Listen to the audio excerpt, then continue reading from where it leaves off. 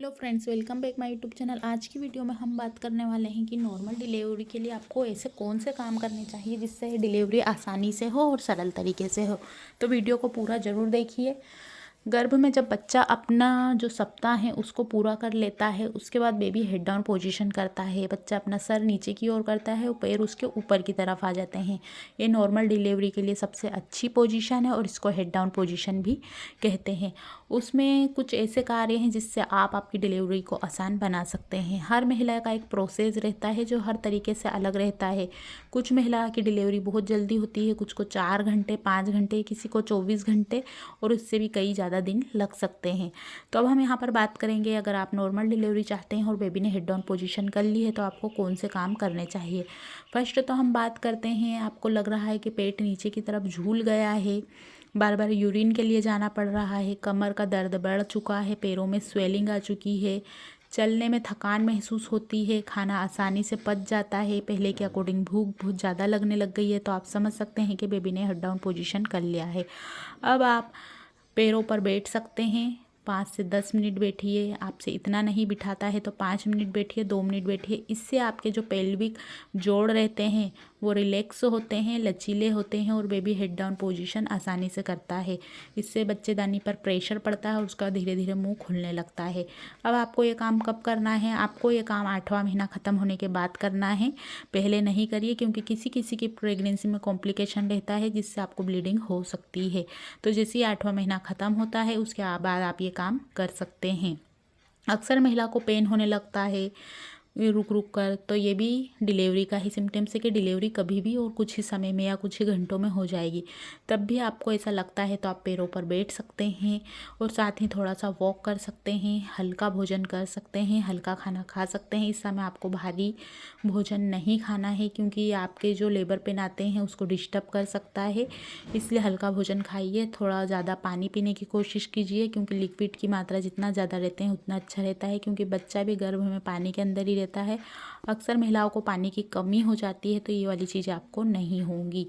कभी भी आपको लगता है कि पैरों पर नहीं बैठ पा रहे हैं, झाड़ू नहीं दे पा रहे हैं, तो आप थोड़ा सा वॉक कर सकते हैं 15 से 20 मिनट, या उठक बैठक लगाने की कोशिश कर सकते हैं, या कुछ सामान को पकड़ कर नीचे की तरफ पुश करने की कोशिश कर सकते हैं।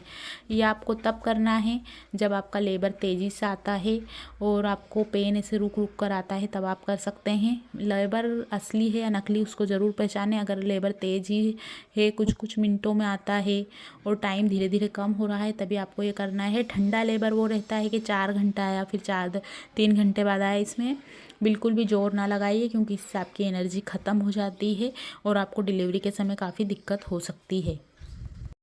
इसके साथ ही अगर आपको पता है, आपको अच्छे से मालूम है कि कौन सी एक्सरसाइज करनी है, तो आप वो कर सकते हैं। बटरफ्लाई एक्सरसाइज करते हैं वो कर सकते हैं, और साथ ही जो पेल्विक फ्लोर को लचीला बनाती है, जोड़ों को ढीला करती है, आप वो वाली भी एक्सरसाइज कर सकते हैं।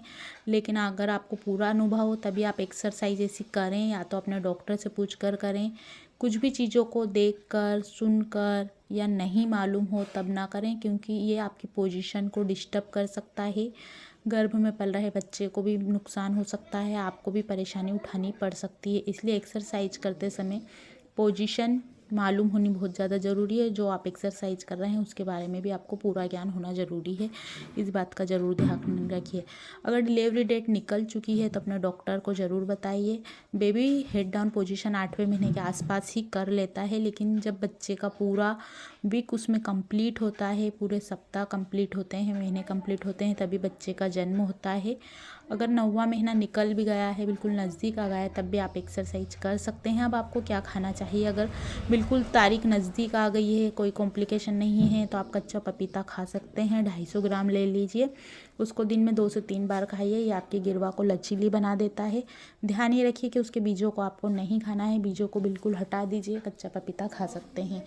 इसके साथ ही सेकेंड बात करते हैं पाइनएप्पल की।